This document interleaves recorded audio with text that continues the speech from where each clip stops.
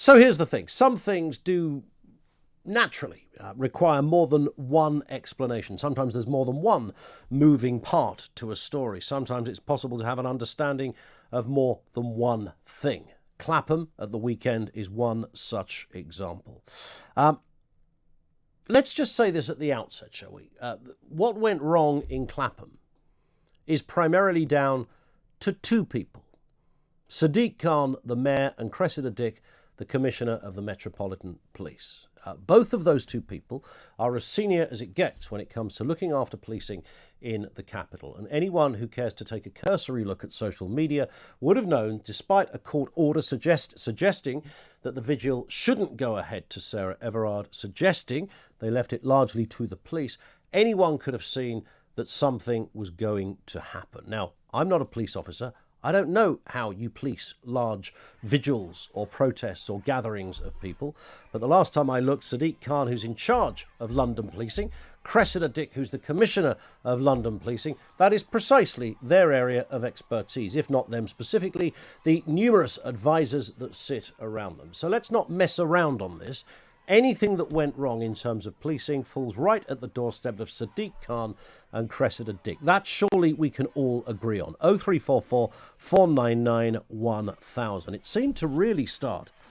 And I kind of a little bit, I suppose I bought into this somewhat. Because there was now what appears to be somewhat of an iconic photo of the young woman getting arrested by police. It wasn't, despite the headlines, a brutal arrest. She was arrested. She refused, it seems at first, to come quietly.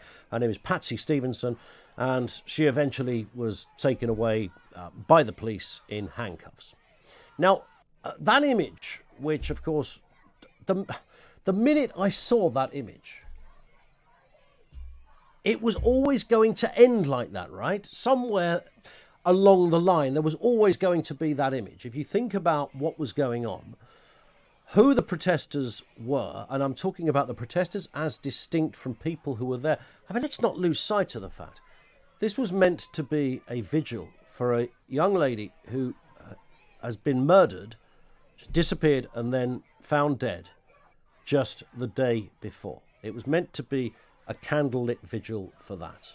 And the authorities had deemed that this was not a good idea. And I think I think I'm right in saying the organisers of the vigil had also agreed not to go ahead. But of course, there were plenty of people through social media that were determined still to go, despite all of the advice. And this was public safety advice based on the current lockdown and the pandemic. All the advice said, do not go there.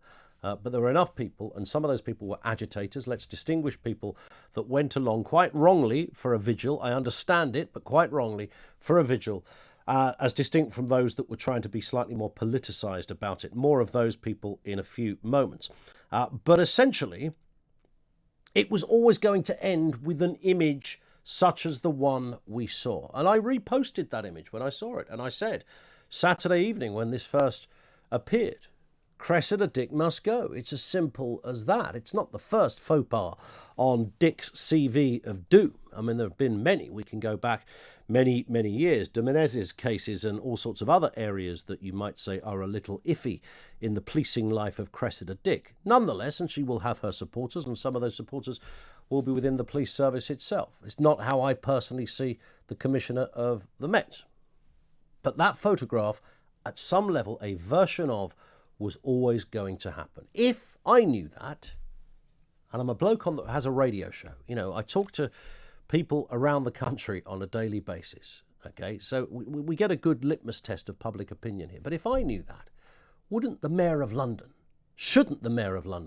have known that? Shouldn't the head of the Met have known that? And of course, it left the police on the ground in a completely impossible position. What were the police on the ground supposed to do? And if you watch back, and this is where I slightly regret posting that image, because this wasn't a woman who was brutalised by the police.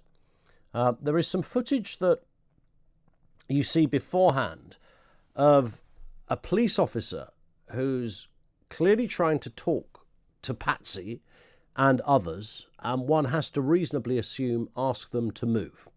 And they're right at the front, I think, by the bandstand where all the flowers were laid. And the police officer is very calmly, you can't necessarily hear what's being said, but I think the smart money would suggest he's saying, look, you're going to have to move back. You're going to have to go from here. This can't carry on. You've got nearly 2,000 people here, shoulder to shoulder, during a lockdown. Sorry, it just breaches everything. So please, would you just very quietly be able to leave? Because if the people at the front start to leave, then everybody else may well follow. And she doesn't listen. She's clearly not listening. And eventually they get hold of her, put her in handcuffs, and that's when she's on the deck. She's not brutalized. That's just an arrest, okay? It's never a pretty look. It's just an arrest.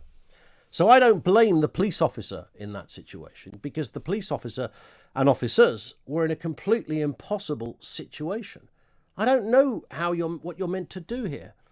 It did require it's not a Extinction Rebellion or a Black Lives Matter protest, in the sense that ultimately this was about the death of a woman who was found merely hours before. So it was always going to require a different kind of policing, but apparently the head of the Met and the Mayor of London didn't get their heads around this. And now, I mean, the gall of Sadiq Khan, he's now put out my official press release, essentially condemning the police, because he's thinking to himself, there's an election not far away. I'd like this job for another 5 years, please. And he, with that in mind, clearly, the very institution he is responsible for, he's putting out a statement condemning the police actions. You can't make this stuff up. 0344 499 1000. I mean, where do you point the finger on this? And what is your assessment of what you saw?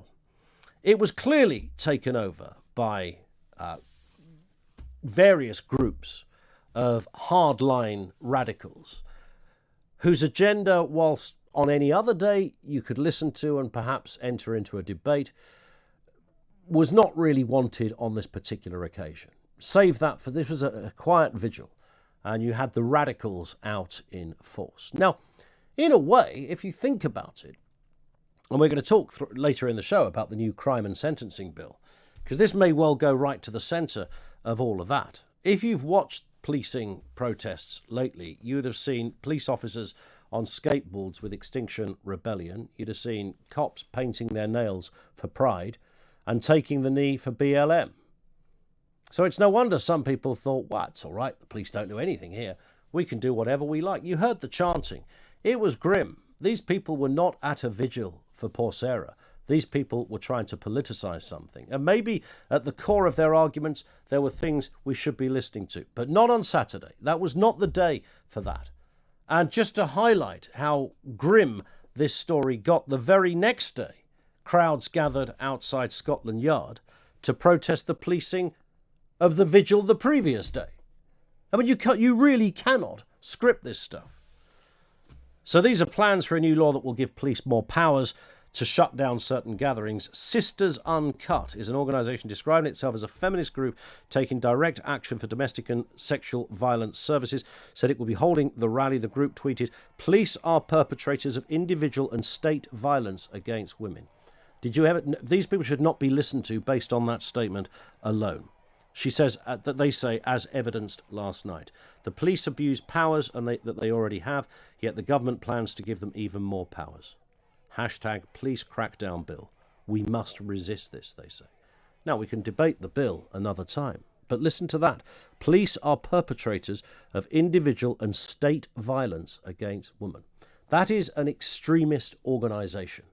That is extremism. That's not a moderate argument. That is extremism right there. And if you wanted evidence of that, they decided they'd gather around the statue of Winston Churchill, who I'm sure not only is now a racist but a misogynist, I'm pretty sure that would have been said, and started chanting, all cops, and I'll say this word only once in context, all cops are bastards. And they said this, ACAB, and they kept chanting it. 16, 17-year-old girls, right in the face of police officers, calling them the B word relentlessly on a Saturday in Parliament Square, on a Sunday in Parliament Square, not even blinking. How did we arrive in a place where you feel comfortable enough to stand and look a copper in the face and call them that? Seriously. Seriously. How did it get that bad? How did that relationship break down? Who dragged these people up to believe that that was okay to behave like that in front of a police officer? Who taught dear old Patsy that when a police officer is in your ear asking you politely to move because you shouldn't be there, the course of action you will take is to completely ignore her? 0344 499 1000. I'm not a cop. I don't fully know the answer to these things. It was always going to be difficult. You have to read the room, and I think the police largely did. And there is one, well, there's many. There's another video, which I'll post it onto my Twitter feed shortly, of a police officer, I think it's a sergeant, slightly earlier on, explaining to a woman very calmly, very politely that she shouldn't be there. She's shouting in his face. She's pointing in his face. There is no respect for the police. And Sisters Uncut, whatever knuckle-dragging organisation this is, have clearly decreed that the police are the problem. The very people one assumes they would call if they were in trouble, and the very people that did their utmost to try and bring a conclusion to the terrible events of last week, who worked tirelessly to try and do that. 0344 499 1000. So I guess there's a kind of an overarching element to this. I'd be interested to know where you point the finger, because when I put that tweet out, straight away, suddenly lots of people were thinking, hang on a sec, this isn't the fault of Cressida Dick. There was some defence of Cressida Dick. There should be no defence of Cressida Dick. There should be no defence of Sadiq Khan here either. But what is interesting is the only people that got assaulted and kicked and spat at on Saturday in Clapham were police officers. I think it's about 30 police officers that were assaulted and counting.